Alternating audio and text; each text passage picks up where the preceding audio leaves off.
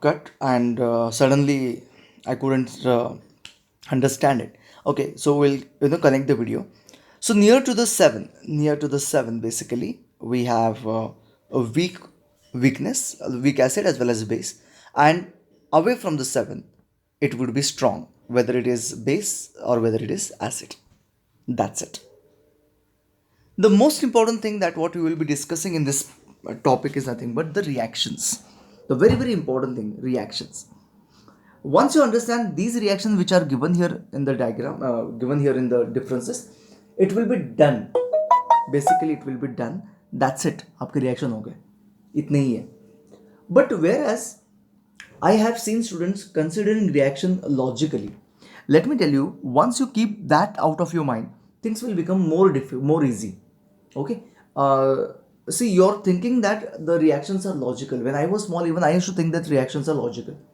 But the reactions are more about fact, not about logic, and less about logic. Okay, it is more about fact and less about logic. So reactions are based on the fact. Reactions are given after knowing that it is reacting. Okay, so there can be so many misunderstanding in case if you think that it is logical.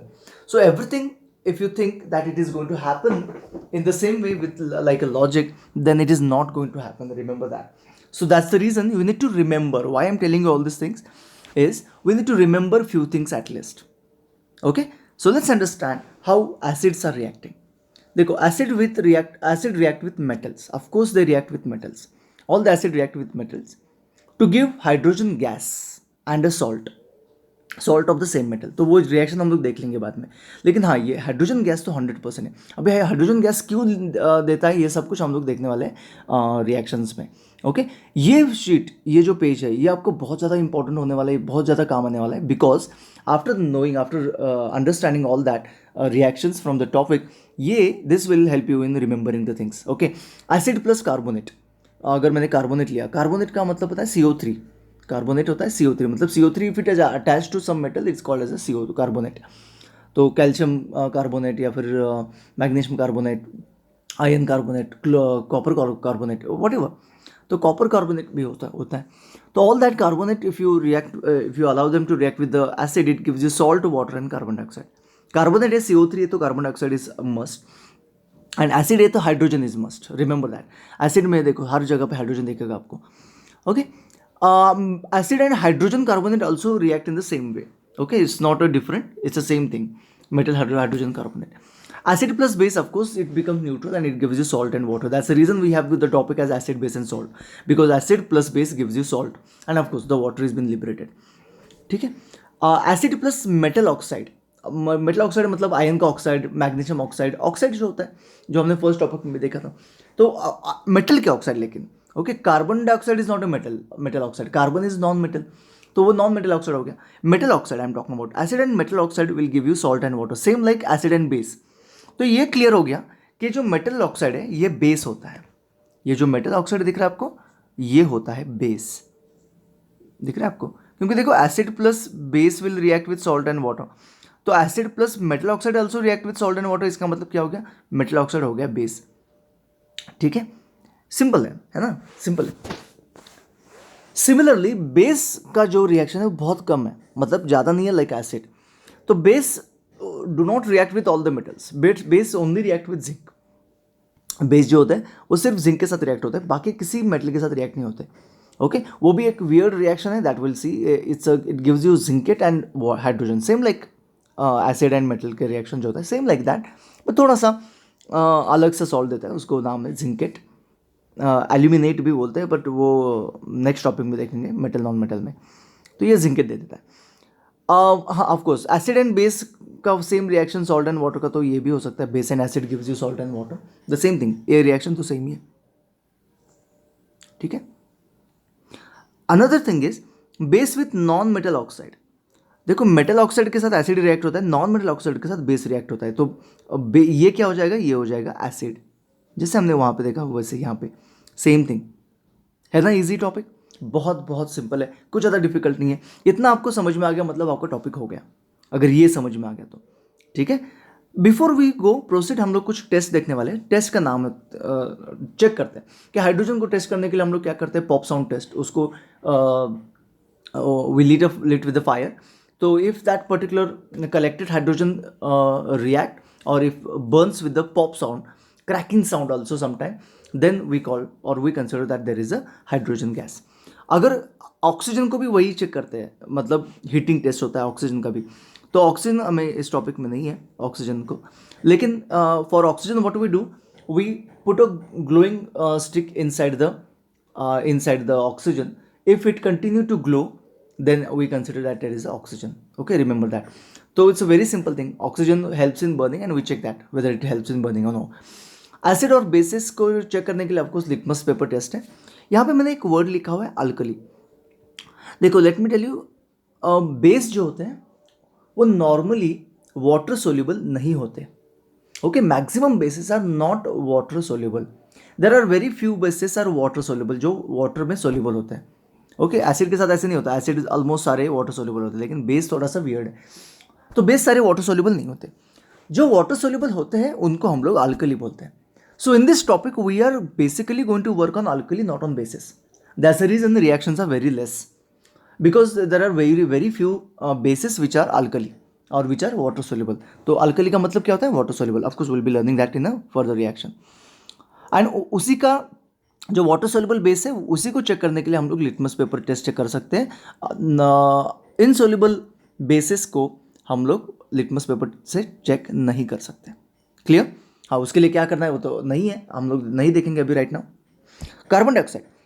Carbon dioxide को check करने के लिए सबसे best test है lime water test. बहुत बार आप use करोगे lime water. It turns milky. You remember that CaOH twice is a lime water. It is transparent, but when you put carbon dioxide in it, or when you allow the carbon dioxide to pass through the lime water, it's water, तो वो water क्या बन जाता है, थोड़ा सा milky बन जाता है. Okay, milky. You will find some particles around it. Okay, जो मिल्की बन जाता है, तो इसका मतलब कार्बन डाइऑक्साइड है उसमें. That's it. ओके, टेस्ट हो गए. तो चलो स्टार्ट करते हैं अभी हमारा एक्चुअल टॉपिक. चलो देखते हैं. सबसे पहले हमने ये देखा कि we have acid and bases around us and at the same time we need to know them. To know acid and bases, the most important and easiest way is to know about indicators. Indicators are those which can changes its color or odor in sense smell, when it put into the acid or bases. So when it changes, accordingly we come to know that whether it is acid or base. So just now we discussed about the litmus paper test. Of course, it is one of the indicator. Is that the only indicator? No. There are many other indicators as well. Natural indicators है, synthetic indicators है, olfactory indicators है. Okay, these are the few indicators which are given, and the changes what it do in acid and bases, that is also mentioned here. Okay, so let us know about it. Fine. Just a minute. I'll just pause it. Okay, so let us know the changes that of what happens in all different types of indicator in the acid and bases. Okay, don't consider this is not important, because this year's the last year's examination, this olfactory indicators were asked about. Onion extract was asked that how it changes, so you need to remember it. तो उसको remember करने के लिए भी वे है, आपको मैं बता देता हूँ इन शॉर्ट. चलो देखते हैं. तो लिटमस पेपर तो आपको पता होता है. Okay, litmus solution is made up of lichen. Lichen is a kind of what you can say, grass. Is kind of a grass, and the extract of that is used as a litmus solution. And this solution में अगर मैंने paper dip किया, then it becomes a litmus paper. That's it. Of course, it's a natural, as we all know, it is a extract. It's not only lichen is one of the extract. Even cabbage is also one of the natural indicator. Okay, and of course that is not there in our syllabus right now. But the red cabbages also is one of the natural indicator. Okay, let's see. So blue litmus paper turns red, and red litmus paper turns blue. Is that what you have seen, right? Methyl orange. Methyl orange is a orange colour. Okay, is normally orange colour होता है. सो acid जो जैसे turns red होता है blue litmus में, वैसे ही orange में भी एसिड टर्न्स रेड. हाँ, लेकिन base will turn it to the yellow. So for the base, especially for the base, it is not a good indicator because see, orange to yellow, the change in the color is very difficult to guess, very difficult to identify. That's the reason it's not a good indicator for the base. हाँ, but yes, acids के लिए it is okay. Okay, you must have even observed that haldi, the turmeric powder, you take it on your hand and put some detergent solution on it, you will come to know it will become red. So this is the kind of again an indicator, but it is for the base. Okay, because the detergent is a base, and then it is when you put it into the haldi powder, turmeric powder, it turns to be red. So it is again an indicator, of course. Phenolphthalein, let us check. Phenolphthalein, हाँ ये spelling थोड़ा सा weird है. Phenolphthalein. Okay, say it two three times, you will remember it. Phenolphthalein. Phenolphthalein is colorless liquid. Very very important and interesting liquid होता है. I'll be sending the video of all that. ये इसका जो भी है change in the color, इसका एक video है. So what happens in acid and base, all that I'll be sending it. Don't worry. So phenolphthalein is a colorless liquid, and in acid it won't show any change. In acid it won't show any change, but in base it gives you a kind of a reddish pinkish ink color. Okay, it is very dark color it gives you in the bases. Okay, it's ink color लिखा है, वो तो pink color है. Okay, sorry, it's a pink color. Okay, here is also red. ink color नहीं है, वो pink color है. So please make this change, otherwise ink color मतलब आपको blue लगेगा. Okay, so when you put the phenolphthalein in it, it becomes pink color. Okay, dark pink color you get in the base, and of course in acid it shows no change. So you must have observed neither phenolphthalein and nor this methyl orange gives you the exact basis. In phenolphthalein, if you put in acid, acid cannot be identified. Phenolphthalein cannot identify acid because it remains colorless. There is no use. And in methyl orange, you can see that the bases are showing very less change. So accordingly, both are not that good indicators for together for identifying any solution. That's the reason we normally use litmus paper, because it actually shows similar change in both the acid as well as bases. So done. What is olfactory indicators? Whatever changes what we have seen till this time, which are visible change. But olfactory indicators are the change which is sensed by the nose, that means by the smell. So it changes its smell when it comes in contact with acid and bases, and those are called as olfactory indicators. So what are olfactory indicators?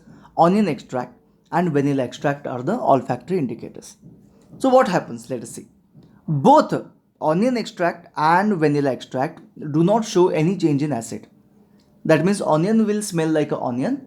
Onion extract in sense the liquid of liquid if you extract it from the onion directly, and vanilla essence of course. So vanilla essence and onion extract both won't change, won't show any change, and it shows same smell of onion, same smell of vanilla in acid. But if you put it into the base, the smell will vanish completely. The smell will vanish completely. Okay, that's the reason we wash our clothes with the bases, not with the acid. Okay, हम लोग क्या करते हैं, base से wash करते हैं, so that the smell should go. Okay, in case cloth पे कुछ गिरा है, कुछ ऑनियन या फिर कुछ सब्जी गिरी है, तो उसका स्मेल जाने के लिए हम लोग क्या करते हैं, बेस से धोते हैं उसको. Right, so it's very clear कि वो वैनिश हो जाता है ना. समझ में आ गया? तो देखो इतना ईजी है. बेस में it vanishes the smell, and these are called as olfactory indicators. So that's it. कुछ ज़्यादा डिफिकल्ट नहीं था, इजंट इट? चलो बस ये पिंक याद रखो, ये रेड याद रखो. ये लिटमस जो होता है वो लाइकन का एक्सट्रैक्ट होता है, तो वही लिखा हुआ है. देखो, turmeric turns red in the base, red cabbages extract turns green in the base, petals of flower like hydrangea and pentina and granium, क्या है पता नहीं है, anyway whatever, all these are also nothing but the indicators these are natural indicators you can say. All these are nothing but natural indicators. Okay, so you can give some, see what the question can be asked. Of course it is out of your syllabus, but which are natural indicators, this question can be asked. So give me some examples of natural indicators. So एक तो lichen है ही, okay lichen in litmus तो है ही, turmeric है, red cabbages है. तो you can give some examples of this natural indicator, that's it. ये बहुत इंटरेस्टिंग सा क्वेश्चन है. If you are given with 3 test tubes and it has got colourless liquid in it, okay, colourless liquids in it. तो मेरे पास 3 test tube है, 3 test tube में colourless liquid है, ठीक है, और उसमें distil water, acidic solution and basic solution है. Already I am know that के it has got this solution, but you don't know कि which test tube has got what substance, that means whether it is acid है कि base है कि water है, ये नहीं दिया हुआ है, ठीक है. ये क्लियर सी बात है कि इसमें कोई भी सॉल्यूशन कंफर्म नहीं है कि कौन सा कहाँ पे है. Okay, and I have to check that कि how will you identify it. You are given क्या दिया हुआ है आपको, ओनली रेड लिटमस पेपर दिया है. तो मेरे पास एक ही पेपर है जो रेड लिटमस पेपर है.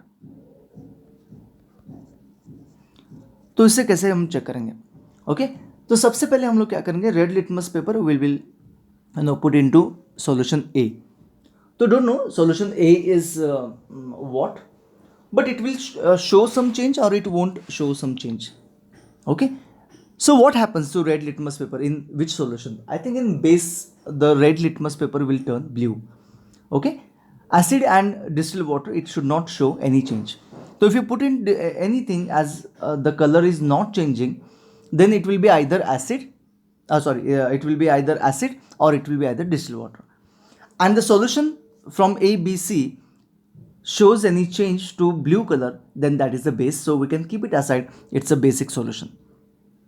We can keep the aside basic solution which shows change in the litmus paper, red litmus paper. Now the red litmus paper has turned blue, so it is becoming blue litmus paper. Now this blue litmus paper, you can put it into the previous 2 solutions as distilled water and acid. In that, if the solution changes to red, that is nothing but the acid, and solution which don't show any change is nothing but the distilled water. The left out is nothing but the distilled water. There's a very simple idea, very simple way to find out it only with the litmus paper. That's the reason this litmus paper is widely used to know acid and bases. चलो आगे बढ़ते हैं. Write on the color change. So this is a kind of activity which will help you in understanding कि color change क्या क्या होता है. तो let me tell you, and of course you need to know about acids and bases. तो मैं आपको बता देता हूँ इसमें से एसिड कौन सा है. फर्स्ट 3 जो है वो एसिड्स हैं एंड नीचे जो है वो सारे बेसिस हैं, ठीक है. रिमेंबर, देखो यहाँ पे देखो हाइड्रोजन दिख रहा है और यहाँ पे OH दिख रहा होगा आपको. Okay, so OH is the indicator of basis and hydrogen is the indicator of acids. Okay, not all the time, but I'm just telling you a rough idea about it. So H is the indicator of acid and OH is the indicator of bases. So HCl is another acid as well, उसमें भी H होता है. चलो, red litmus paper acid में क्या होता है, कुछ नहीं होता, ये हो जाता है ब्लू. तो मैं इसे B लिखता हूँ. ब्लू लिटमस पेपर एसिड में क्या होता है, रेड, ये कुछ नहीं होता. Blue litmus paper remain blue. Phenolphthalein no change in the acid, but इसमें क्या होता है, pink.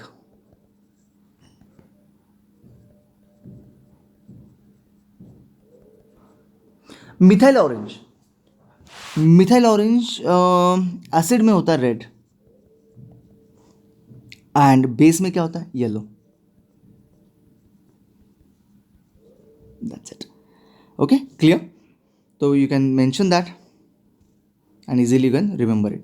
So remember, olfactory indicators क्या होते हैं. Olfactory indicators are those which changes its smell when it is put in acid or bases. Okay, which indicate the acid and base by changing its smell are called as the olfactory indicators.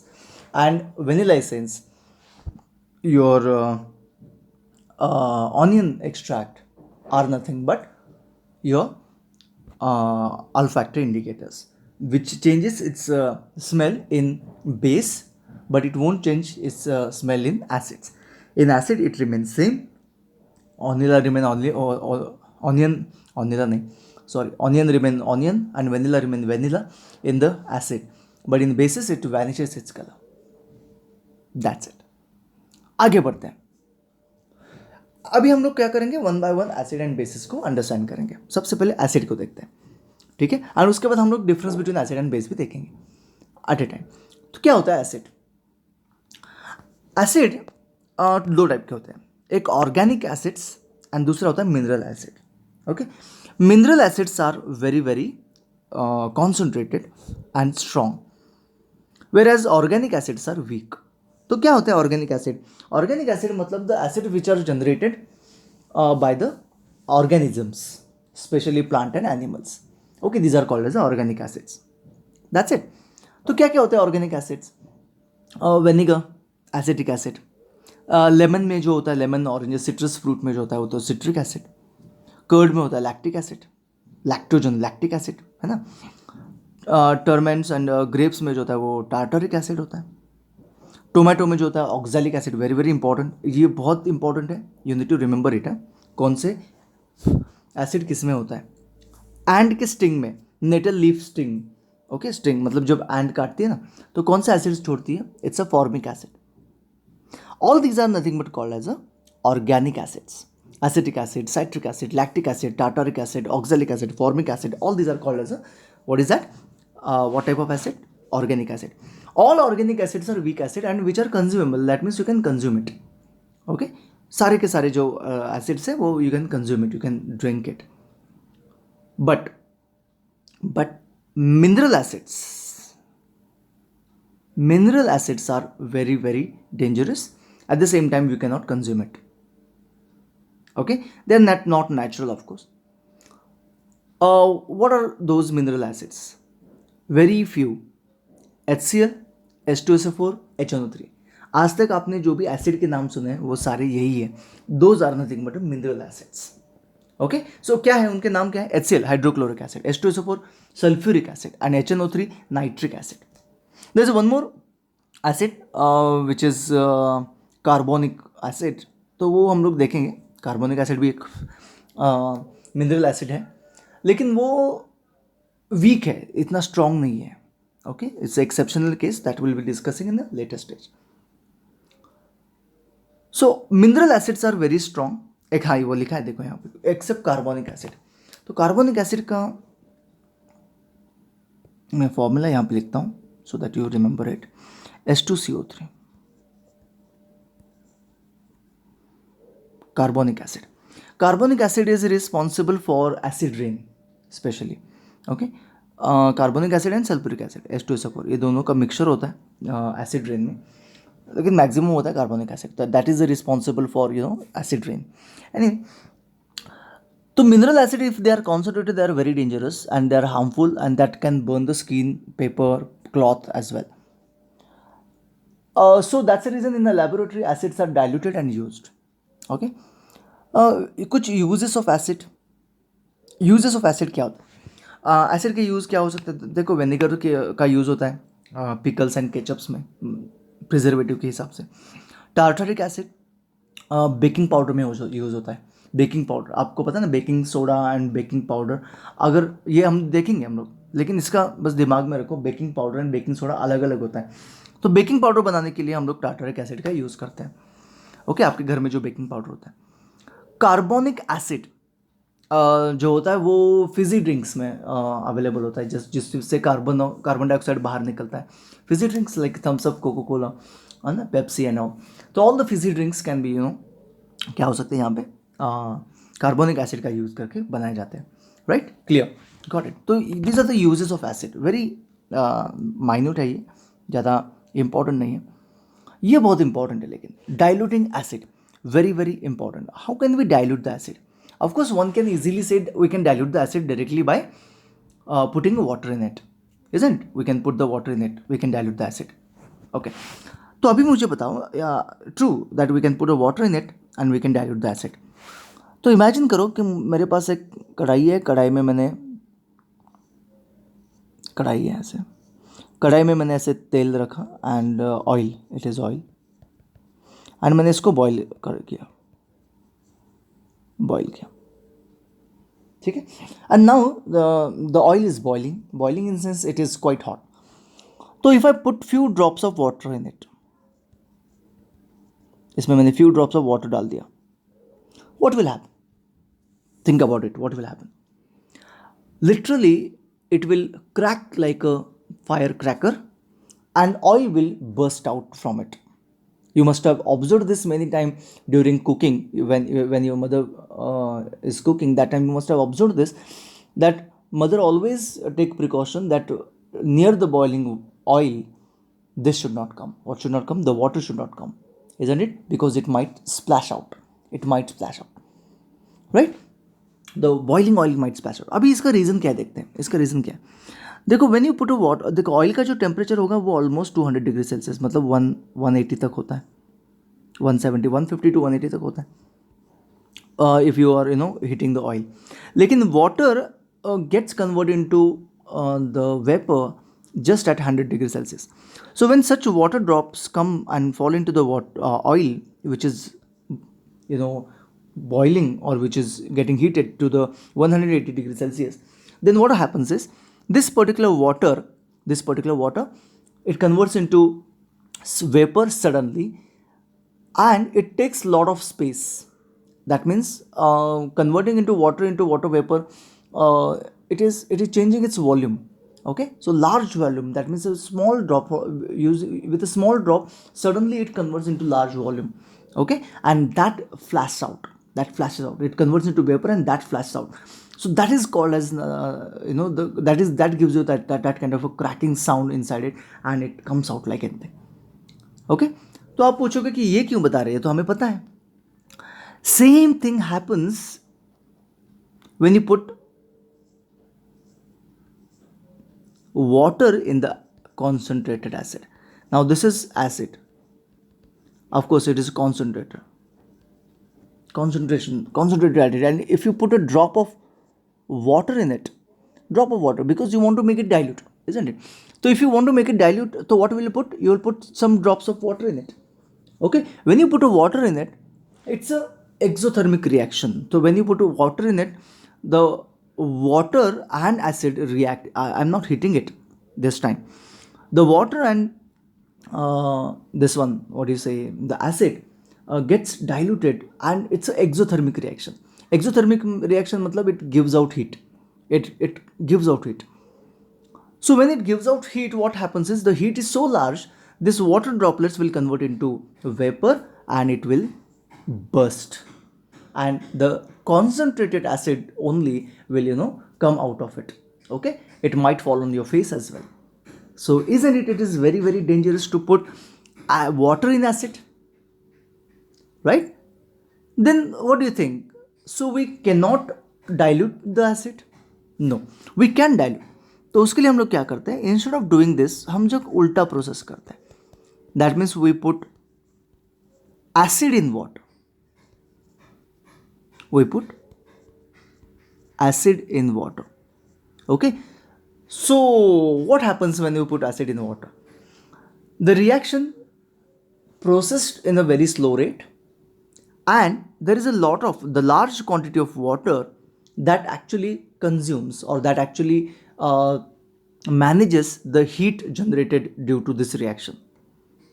Right? The large quantity of water and very small quantity of acid we put in it. So what happens here is, here the temperature is been managed. Okay, so this is the correct way to dilute the acid, and this is a wrong way to dilute the acid. Okay, we have to put acid in water. So let's read the content. The dilute acid is obtained by mixing a concentrated acid with the water. This process of mixing acid with the water is highly exothermic. Exothermic means large amount of heat is being generated. Use this word, exothermic. So it is highly exothermic. So water is added to the concentrated acid if you add water, so when water is added to the concentrated acid, the large heat is evolved and convert water into steam, which flash out the acid, which burst out, and that is very dangerous. But when concentrated acid is put into the water, heat is evolved and absorbed by the large amount of water in it. The heat जो evolve होती है वो large amount of water से absorb कर देती है. तो that's it. It's a very simple idea, isn't it? Don't you think so? चलो आगे बढ़ते हैं फटाफट से. Let's not waste our time. चलो, these are the properties of acids. Acids are sarin test. We know that. Turns blue litmus paper red. Acid solutions are electrolyte. ये क्या होता है ये हम लोग देखेंगे in short time. Okay, acid solutions are electrolyte. Electrolyte का मतलब होता है it conduct electricity. Simple thing. देखो हमने ये देखा है कि नॉर्मली लिक्विड्स जो होते हैं वो इलेक्ट्रिसिटी कंडक्ट नहीं करते, लेकिन यस एसिड्स बेसिस ये जो है ये लिक्विड इलेक्ट्रिसिटी कंडक्ट करते हैं. Normally you have seen that even water sometime conduct electricity, isn't it? Water is dangerous and we don't keep water around the electrical appliances. The reason is it has got a tendency of conducting electricity, and that is also an electrolyte. वो भी हम लोग देखेंगे in a later stage. Acid react with the metal carbonate and non, ये तो हमने अभी भी देखा है ना. Acid react with, अभी हम देखने भी वाले. Acid react with metal carbonate and metal hydrogen carbonate to form carbon dioxide and water. Water भी होता है. Acid react with alkalis. Alkali मतलब base, water soluble base यहाँ पे दिखा है. To form a salt and water. We know that. Acid react with the metal oxide to form salt and water. Same thing. Acids are corrosive. Corrosive means it harms. It harms the surfaces, whatever it falls on. That's it. ठीक है. तो ये सारी चीज़ें हम लोग देखने वाले हैं अभी. ये जो प्रॉपर्टीज है ये देखने वाले हैं. चलो सबसे पहले हम लोग देखेंगे reaction of acid with the metal. तो किया क्या, ये एक्सपेरिमेंटल सेटअप है. इसमें हमने क्या किया, एक टेस्ट ट्यूब लिया. टेस्ट ट्यूब में डाइल्यूट, ये देखो ये डाइल्यूट सल्फ्यूरिक एसिड पुट कर दिया एंड जिंक ग्रैन्यूल्स, ये जो ये है सॉलिड क्रिस्टल्स दिख रहे हैं वो है जिंक ग्रैन्यूल्स. इन सारे की वीडियो है लेकिन अभी टाइम कम है, इसलिए हम लोग क्या करते हैं स्टडी करते हैं डायरेक्टली, वीडियो बाद में देख लेंगे. Okay, otherwise it will take lot of time. सारे की वीडियोज़ है एक्सपेरिमेंट्स के. तो चलो एनीवे, तो this zinc granules what will happen, zinc granules will react with the acid which is dilute acid, and you will find the bubbles around the zinc granules. Bubbles, small bubbles you'll find, and those bubbles are nothing but clear indication of some gas. लेकिन पता नहीं which gas it is. So हम लोग क्या करते हैं, उस gas को अलाउ करते हैं to pass this sealed test tube and form the gas here in the soap solution. So what will happen, the gas will collect the soap solution and it forms a kind of a bubble and bubbles will come out. Now this collected bubbles, or these bubbles, if you allow the candle to burn it or to crack it, so it will burn with the pop sound. So what do you mean by burning with the pop sound? It's a clear indication of the hydrogen gas. So very sure that when acid react with metal, it gives you hydrogen gas. Okay, so let's know the reaction. तो इसकी reaction देखते हैं हम लोग, क्या होगी reaction. देखो acid मतलब हाइड्रोक्लोरिक एसिड, तो हम लोग देखते हैं HCl plus zinc when you add zinc to it. ठीक है. Of course we know that कि hydrogen gas is been liberated. This is a symbol for gas, liberation of the gas. Zinc chloride, ZnCl2 या ZnCl? Come on, tell me what it should be. Let me check in the textbook. I think it is supposed to be ZnCl2, zinc chloride. Oh, it's not there. So please tell me what is it, whether it is zinc ZnCl2 or ZnCl. I think it's ZnCl2. So this is the simple reaction we can get. Of course it is not a balanced reaction, so let's balance it. Balance के लिए हमें start करना है highest number of 11 से, तो वो chlorine भी है हाइड्रोजन भी है. हाइड्रोजन से शुरू करते हैं. हाइड्रोजन 2 यहाँ पे 2 कर देते हैं. I think it's done. 2 hydrogen 2 chlorine 2 chlorine 2 hydrogen, एक जिंक खत्म. That's it, we are balance the reaction. The same reaction can be possible even with the H2SO4. तो we have H2SO4 plus zinc gives out to be, of course hydrogen is coming out, H2. This hydrogen has gone up, so zinc SO4, ZnSO4 is been left. It is already balanced reaction. That's it. So very simple, isn't it? Salt जो भी form होते हैं, तो अब मैं discard करता हूँ, आपको रिएक्शन लिखना है, मैं पीडीएफ सेंड कर रहा हूँ, रिएक्शन लिख लो। सॉल्ट जो होते हैं, जो हम देख रहे हैं ना सॉल्ट, जो हम खाते हैं salt, it's one of the salt that is NaCl, sodium chloride. लेकिन अदर जो हमने अभी देख रहा हूँ, like zinc chloride, then we have zinc SO4, these are also considered to be a salt, वो भी सॉल्ट ही है। एंड सारे सॉल्ट एडिबल नहीं होते, okay, salts are rather poisonous, okay, many salts are poisonous, rather almost all the salts are poisonous, very few that what we can consume, we can eat, fine. That's the reason we should not put any kind of a acid in a metal containers, okay, we should not put any acid in a metal container, like milk, buttermilk, curd, vinegar, lemon juice, or maybe pickles, we should not keep in a copper or maybe metal vessels. Why we should not keep that in a metal vessel? Because these acids will react with the metal, जैसे हमने अभी भी देखा, it will give salt, and those salts are poisonous. That's the reason we should not keep any acid in the metal container. Steel is quite okay to keep acids, steel, but other things are very very dangerous, so we should not keep our, especially acids, we should not keep it into the metal container. Got it? चलो आगे बढ़ते हैं. Do you think, as I said already, base also react with metal? No, all the base do not react with the metal. All the bases do not react with the metal. Only one base and one metal react accordingly. Okay, that's what I said. Base, सारे bases metal के साथ react नहीं होते.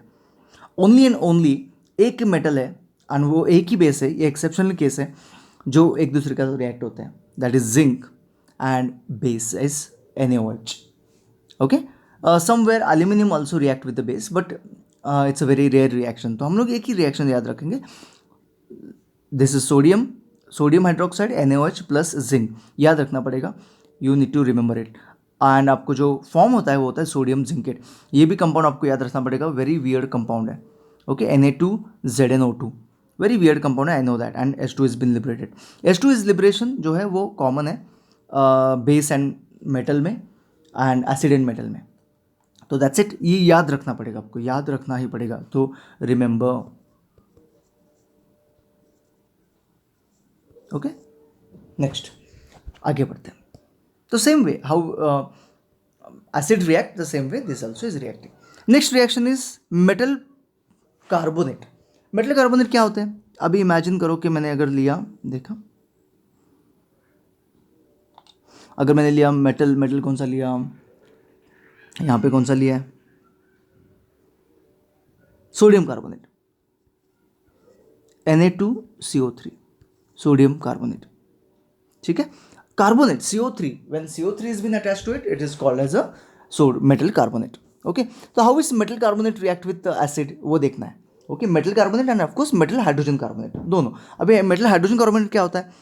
NaHCO3. Okay, तो ये होता है metal hydrogen carbonate, ये होता है metal carbonate. Okay, need to remember it. What you have got for your syllabus is maximum sodium और कैल्शियम, दैट्स इट. तो उसके याद रखने पड़ेंगे कार्बोनेट्स को. ओके, कैल्शियम कार्बोनेट होता है CaCO3, calcium carbonate CaCO3, that's it. ज़्यादा कुछ याद रखने की जरूरत नहीं है आपको. ठीक है, सारे रिएक्शंस आप एक साथ कलेक्ट करोगे, उसके बाद उसको कंटिन्यूसली देखते जाओगे, तो you will be remembering it. I have got a complete list of all the reactions, तो वो मैं आपको सेंड करता हूँ बाद में after completing of this topic and of course the metal non metal. तो Na2CO3 is nothing but sodium carbonate. NaHCO3 is nothing but sodium hydrogen carbonate. Both gives you, after reacting with the acid, a salt, carbon dioxide and water. Okay, याद रखो, salt, carbon dioxide and water, salt, carbon dioxide and water. ठीक है, तो carbonate and hydrogen carbonate react with the acid to give salt, carbonate and water. ठीक है, तो ये reaction हम लोग देख लेंगे. ये देखो, this is lime water test. Okay, this is the lime water test. होता क्या है इसमें? Lime water is crystal clear, you can check that. ये जो है ये लाइम वाटर है, without carbon dioxide. You can check that. But when you put carbon dioxide in it, slowly you can check the change in it. It turns crystal clear water to something else. And the next one is this one. It turns still milky. Okay, it's not like actual milk it shows, but it milky. It shows some kind of a milky nature. When it happens, when the carbon dioxide is added to this particular lime water. देखा? So it's a very simple idea, very simple idea to check the carbon dioxide. Why do we need to check the carbon dioxide? Because in this particular reaction, carbon dioxide has been liberated. So we need to check it. So in the test tube, what we have? Sodium carbonate plus acid. Okay, इसको इस funnel को बोलते हैं thistle funnel. आपको मैं उसका नाम बता देता हूँ. ये जो फनल है इसको बोलते हैं थिसल फनल. ये थिसल फनल कुछ इस प्रकार होता है. ठीक है. Why we need this thistle funnel? So that we can pour the acid in this particular test tube. Okay, so through which the acid is been put into the test tube. ठीक है. Okay, is this clear? Thistle funnel is very simple. ये important है thistle funnel. बाकी सब तो आपको पता है. And now what happens is the reaction is been taken place. Sodium carbonate reacts with the hydrochloric acid and we get some gas liberated, and that gas is been collected through this pipe in a lime water. This lime water, if it is turning milky, and of course it should turn milky, and then it is a carbon dioxide gas. That's it. So very simple. तो हम लोग reaction देखते हैं इसकी. ये रही आपकी reaction. देखो, दोनों रिएक्शन देखेंगे हम लोग, या फिर आप लोगों को मैं स्पेशल रिएक्शन बना के दिखाता हूँ. Okay, it's very easy, it's not a big deal. Okay, तो क्या किया हमने? सोडियम कार्बोनेट मतलब Na2CO3, याद रखना पड़ेगा आपको. Na2CO3 plus we have HCl, hydrochloric acid, which is been poured through the thistle funnel, gives you salt. Salt क्या होता है? अभी NaCl पकड़ के आपका सॉल्ट तो आ गया, NaCl plus H2 plus CO2. ठीक है, ये तो आ गया आपका रिएक्शन. अभी बैलेंस करते हैं. कहाँ से शुरू करेंगे भाई? ऑक्सीजन से शुरू करते हैं, जो सबसे ज़्यादा है. यहाँ पे ऑक्सीजन कितने? 3 है. यहाँ पे कितने? 2 और 1 3. वो तो क्लियर हो गया, ऑक्सीजन तो क्लियर हो गया. ऑक्सीजन के बाद हम लोग मेटल को देखते हैं. मेटल यहाँ पे 2 है, Na. यहाँ पे तो 1 ही है, तो यहाँ पे 2 दिया. क्लोरीन 2 है, तो 2 इसको दे दिया. अभी उसकी वजह से हाइड्रोजन चेंज हो गया. हाइड्रोजन 2 है, यहाँ पे 2 है. दैट्स इट, आपका रिएक्शन हो गया बैलेंस्ड. है ना? बहुत सिंपल सी बात है, बहुत सिंपल सी बात है. सिमिलरली NaHCO3 ऑल्सो, ये मैंने इक्वल टू क्यों कर दिया? यहाँ पे प्लस होगा, सॉरी है. NaCO3 plus HCl also gives you same thing, NaCl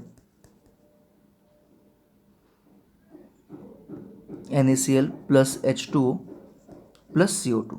of course this reaction you can balance all by your self. फिर भी मैं ट्राई करता हूँ.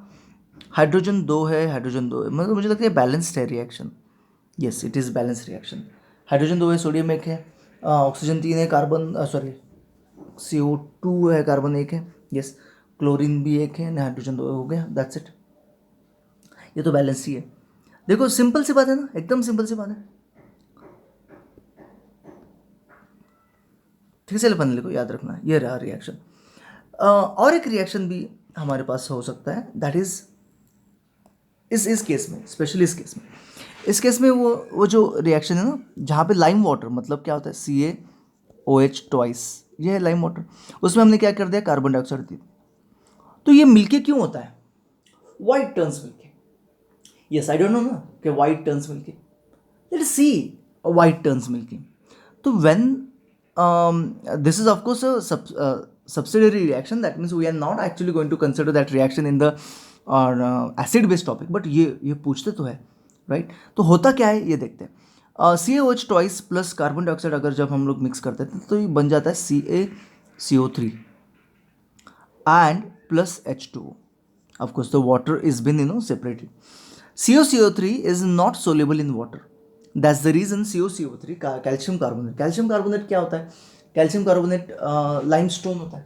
Limestone like marble and all, है ना? Limestone, marble, egg shell, all these are nothing but calcium carbonate. Chalk powder, all these are nothing but calcium carbonate. So that calcium carbonate is been prepared, is been formed and that's the reason what happens is it shows you kind of a milky nature there in the this one solution. But do you know that one more thing, interesting thing? Imagine CaCO3 plus H2O, मतलब ये वाला, इसमें और अगर carbon dioxide डाल दिया, मतलब access of carbon dioxide डाल दिया, तो पता है क्या होता है? CaHCO3 ट्वाइस, मतलब क्या होता है? कैल्शियम का हाइड्रोजन कार्बोनेट बनता है. देखो ये तो कैल्शियम कार्बोनेट है, और ये क्या होता है? कैल्शियम का हाइड्रोजन कार्बोनेट बनता है.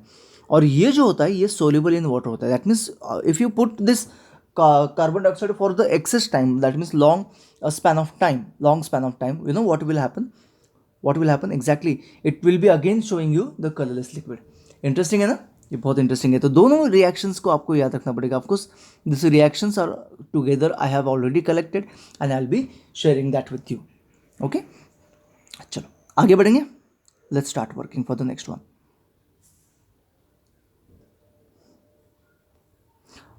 ये है वो सारे रिएक्शंस जो मैंने पर्पसली सारे रिएक्शंस को अलग कर दिया है, ऑलरेडी अलग कर दिया है when it comes to PDF.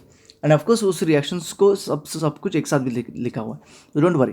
तो पहले वाला रिएक्शन तो आपको पता चल गया है ना, जो कार्बोनेट एंड एसिड के साथ होता है. तो सॉल्ट याद रखो, carbonate and acid, metal carbonate and acid, hydrogen carbonate and acid, याद रखना पड़ेगा. ठीक है, आगे बढ़ते.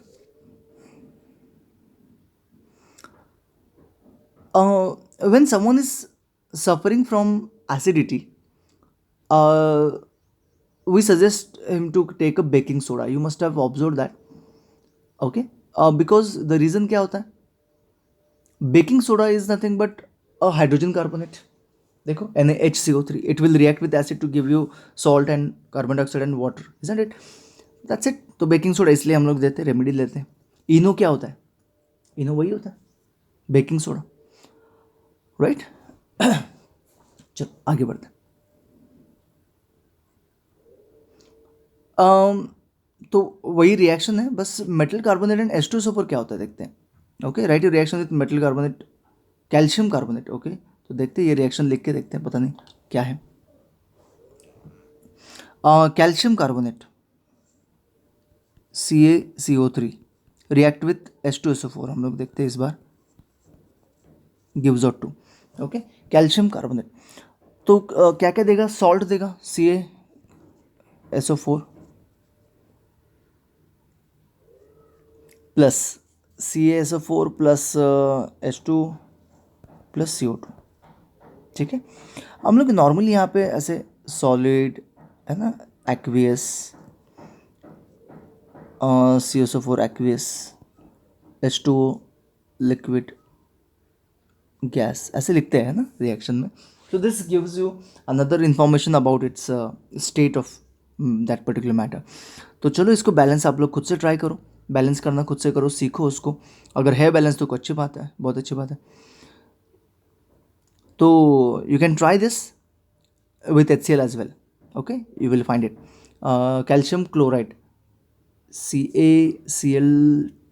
CaCl2 होता है, I think, calcium chloride. You can check because that table is there with you, where we have the what do you say, ions and its valencies. तो उसको match करके you can create a compound. Okay, that's not a big deal. Okay, and after creating for few days you will remember it as well. Okay, चलो आगे बढ़ते हैं. You can try this. हम लोग आज एसिड कंप्लीट कर देते हैं, जो रिएक्शन है वो कंप्लीट कर देते हैं. बहुत इजी है, कुछ ज़्यादा नहीं है.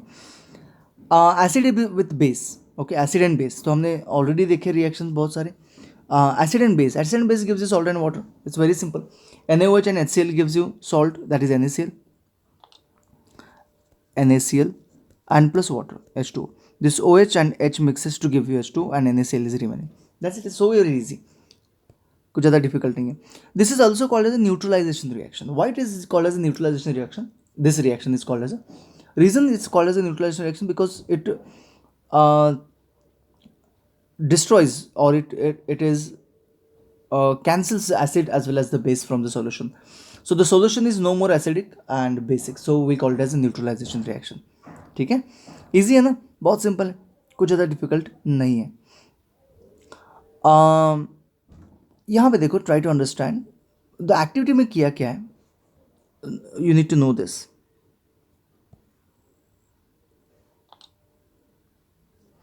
तो there is a conical flask,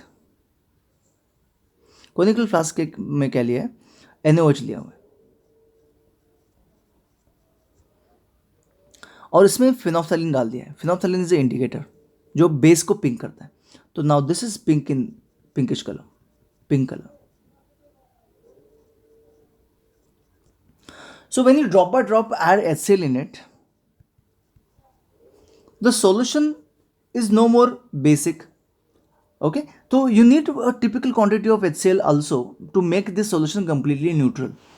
Typical quantity, just one drop is not enough.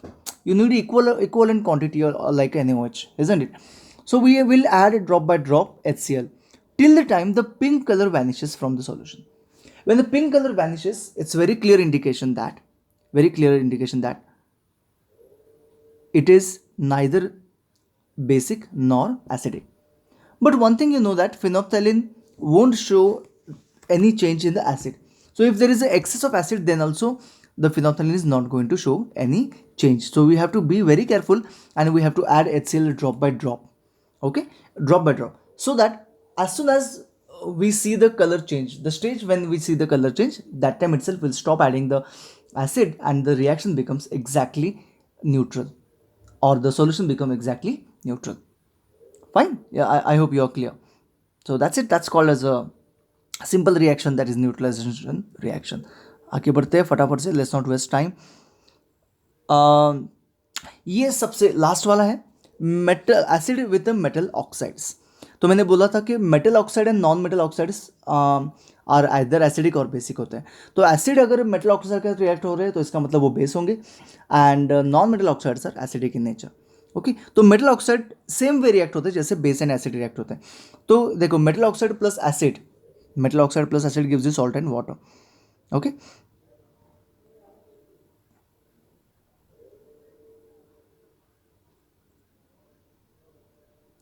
कुछ नहीं, ये तो वही है, सिंपल है।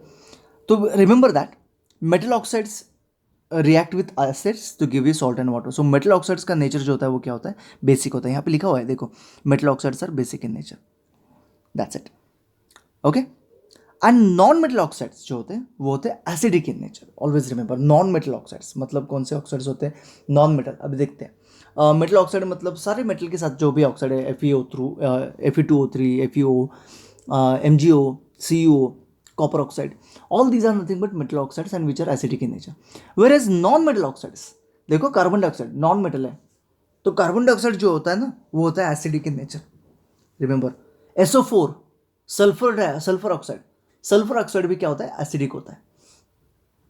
ठीक है, नाइट्रोजन ऑक्साइड Na2, NO2, तो NO2 नाइट्रोजन ऑक्साइड भी क्या होता है, एसिडिक इन नेचर होता है। रिमेंबर, देखो कार्बन डाइऑक्साइड होता है, then we have sulfur oxide and nitrogen oxide, all these are acids.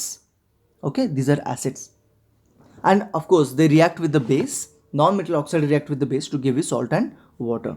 Okay, so it's very simple idea. देखो मैं यहाँ पे लिख लेता हूँ,